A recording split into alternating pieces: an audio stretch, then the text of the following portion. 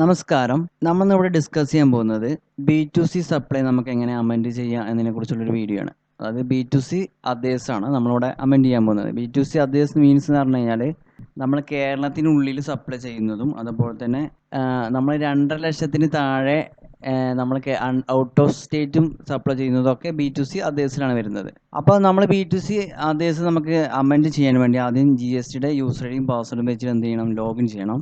അപ്പോൾ നമ്മൾ GSTയുടെ യൂസർ ഐഡിയും പാസ്വേഡും വെച്ച് ലോഗിൻ ചെയ്തതിന് ശേഷം നമ്മൾ റിട്ടേൺ ഡാഷ്ബോർഡിലേക്ക് വരിക. അപ്പോൾ നമ്മൾ B2C അതേഴ്സ് നമ്മൾ അമെൻഡ് ചെയ്യണമെന്നുണ്ടെങ്കിൽ നമ്മൾ കറൻറ്റ് പീരീഡിലാണ് നമ്മൾ അമെൻഡ് ചെയ്യുക. അതായത് നമ്മൾ കറൻറ്റ് പീരീഡ് ഫയൽ ചെയ്യുന്ന സമയത്താണ് നമ്മൾ അമെൻഡ് ചെയ്യുക.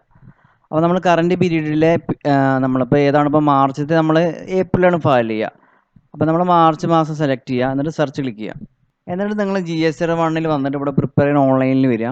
അപ്പോൾ നിങ്ങൾ പ്രിപ്പയർ ഓൺലൈനിൽ ക്ലിക്ക് ചെയ്താൽ നിങ്ങൾ ഇങ്ങനെ ഇൻ്റർഫേസിലേക്ക് വന്നിട്ടുണ്ടാവുക. ഇവിടെ നമുക്ക് നേരെ ഈ സപ്ലൈസ് ഒക്കെ നേരെ 15ാമത്തെ ടേബിളിലൊക്കെ നേരെ താഴെ ഒരു അമെൻഡ് റെക്കോർഡ് ഡീറ്റെയിൽ എന്നൊരു ഓപ്ഷൻ കാണാം. അതിൻ്റെ റൈറ്റ് സൈഡിൽ ഒരു ഡൗൺ ആരോ നമുക്ക് കാണാം. അവിടെ ക്ലിക്ക് ചെയ്യാം. അവിടെ ക്ലിക്ക് ചെയ്ത് കഴിഞ്ഞാൽ നമുക്ക് അമെൻഡ് ചെയ്യാനുള്ള ഒരുപാട് ഓപ്ഷൻ കാണാം. അമെൻഡ് B2B ഇൻവോയ്സ് നമുക്ക് അമെൻഡ് ചെയ്യാം, അതുപോലെ ലാർജ് ഇൻവോയ്സ് B2C നമുക്ക് അമെൻഡ് ചെയ്യാം, അതുപോലെ എക്സ്പോർട്ട് ഇൻവോയ്സ് അമെൻഡ് ചെയ്യുക, ക്രെഡിറ്റ് നോട്ട് അമെൻഡ് ചെയ്യുക. ഈ കാര്യങ്ങൾ നമുക്ക് കാണാം. ഇവിടെ നമുക്ക് 10ാമത്തെ ടേബിൾ, അതായത് ടേബിൾ 10 അമെൻഡ് B2C അതേഴ്സാണ് നമ്മൾ അമെൻഡ് ചെയ്യേണ്ടത്. അതായത് നമ്മൾ B2C അതായത് B2CS അതായത് സ്മാൾ സപ്ലൈ, അതായത് B2C സപ്ലൈ മീൻസ് അതായത് നമ്മൾ 2,50,000 അണ്ടറിലുള്ള ഔട്ട് ഓഫ് സപ്ലൈയും അതുപോലെ ബാക്കിയുള്ള എല്ലാ അണ്ടർ രജിസ്റ്റേർഡ് സപ്ലൈയും വിത്തിൻ സ്റ്റേറ്റിലുള്ളതൊക്കെ നമ്മൾ ഇവിടെയാണ് ചെയ്യേണ്ടത്. അതായത് B2C അതേഴ്സിലാണ് ചെയ്യേണ്ടത്. ആ B2C അതേഴ്സ് ക്ലിക്ക് ചെയ്യാം. ആ B2C അതേഴ്സ് ക്ലിക്ക് ചെയ്ത് കഴിഞ്ഞാൽ ഇങ്ങനെ ഇൻ്റർഫേസിലേക്കാവും വരിക. അപ്പോൾ നമുക്ക് കറൻറ്റ് ഫിനാൻഷ്യൽ ഇയർ ആണ് നമുക്ക് എന്ത് ചെയ്യുക, കറൻറ്റ് ഫിനാൻഷ്യൽ ഇയറിൽ നമുക്ക് ഏതൊരു തെറ്റും നമുക്ക് എന്ത് ചെയ്യുക, അത് നമുക്ക് എന്ത് ചെയ്യുക, കറക്ഷൻ വരുത്തുക. അപ്പോൾ നമ്മൾ 23-24 ഫിനാൻഷ്യൽ ഇയറിലെ ആണ് നമുക്ക് ഏപ്രിൽ മുതൽ ഇപ്പോൾ നമുക്ക് ഫെബ്രുവരി വരെയുള്ള B2C സപ്ലൈ നമുക്ക് എന്ത് ചെയ്യുക, അമെൻഡ് ചെയ്യാവുന്നതാണ്. ഇപ്പോൾ ഉദാഹരണം നമ്മളൊരു ജൂലൈ മാസത്തെയാണ് അമെൻഡ് ചെയ്യാൻ പോകുന്നത്, ജൂലൈ സെലക്ട് ചെയ്യുക. ഇനി അവിടെ നമുക്ക് അതായത് B2C സപ്ലൈ നമ്മൾ കൺസോൾട്ടേറ്റ് ആയിട്ടാണ് വാല്യൂ കൊടുക്കുക. അതായത് കേരളത്തിൽ ഇത്ര പെർസെൻറ്റേജിൻ്റെ സപ്ലൈ നടത്തിയിട്ടുണ്ട്, അതായത് കേരള സെലക്ട് ചെയ്തിട്ട് 18% എത്ര സപ്ലൈ ചെയ്തു, അതല്ല വീണ്ടും കേരള സെലക്ട് ചെയ്തിട്ട് 12% എത്ര സപ്ലൈ ചെയ്തു, അങ്ങനെയാണ് നമ്മൾ മൊത്തത്തിൽ കൊടുത്തിട്ടുണ്ടാവുക.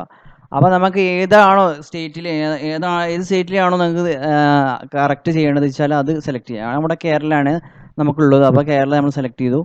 ഇനി ഇവിടെ അമെൻഡ് റെക്കോർഡ് എന്നൊരു ഓപ്ഷൻ കാണാം, അതിൽ ക്ലിക്ക് ചെയ്യാം. അപ്പോൾ നമ്മൾ ഇങ്ങനെ ഇൻ്റർഫേസിലേക്കും വന്നിട്ടുണ്ടാവുക. അതായത് നമ്മളെ ഒറിജിനൽ PS അതുപോലെ അതിൻ്റെ വാല്യൂ കൂടെ താഴെ വന്നിട്ട് കാണാം. അപ്പോൾ നമ്മളിവിടെ 18% സപ്ലൈ മാത്രമേ നമുക്ക് ഉണ്ടായിട്ടുള്ളൂ. അപ്പോൾ ഇവിടെ നമുക്കിവിടെ വാല്യൂ നമുക്കിവിടെ നമ്മളെ കൊടുത്ത വാല്യൂ കുറവാണെങ്കിൽ നമുക്കിവിടെ കൂട്ടി കൊടുക്കാവുന്നതാണ്. നിങ്ങൾക്ക് ഇനി കൂടുതലായിട്ട് കൊടുത്തിട്ടുണ്ടെങ്കിൽ കുറച്ച് കൊടുത്തിട്ട് നിങ്ങൾ എന്ത് ചെയ്യുക, അതിൻ്റെ ടാക്സും കറക്റ്റായിട്ട് ഇവിടെ ഓട്ടോമാറ്റിക് കൊടുത്തു കഴിഞ്ഞാൽ അതിൻ്റെ ടാക്സ് ഓട്ടോമാറ്റിക് ഇവിടെ വന്നോളും. എന്നിട്ട് സേവ് ചെയ്യണം.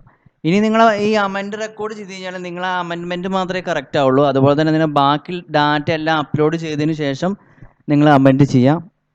എന്നിട്ട് എല്ലാ ഡാറ്റ എൻ്റർ ചെയ്തതിന് ശേഷം 1 ഫയൽ ചെയ്യണം. അതായത് നിങ്ങൾ അതായത് കറൻറ്റ് മന്തിലെ സെയിൽസും അതുപോലെ തന്നെ ക്രെഡിറ്റ് നോട്ടോ ഡെബിറ്റ് നോട്ടോ അല്ല ക്രെഡിറ്റ് നോട്ടോ ആവും നമ്മൾ ചെയ്യേണ്ടത്. അപ്പോൾ ക്രെഡിറ്റ് നോട്ട് ഉണ്ടെങ്കിൽ അത് ചെയ്തതിന് ശേഷം നിങ്ങൾ ഈ ഒരു അമെൻമെൻറ്റ് ചെയ്യുക.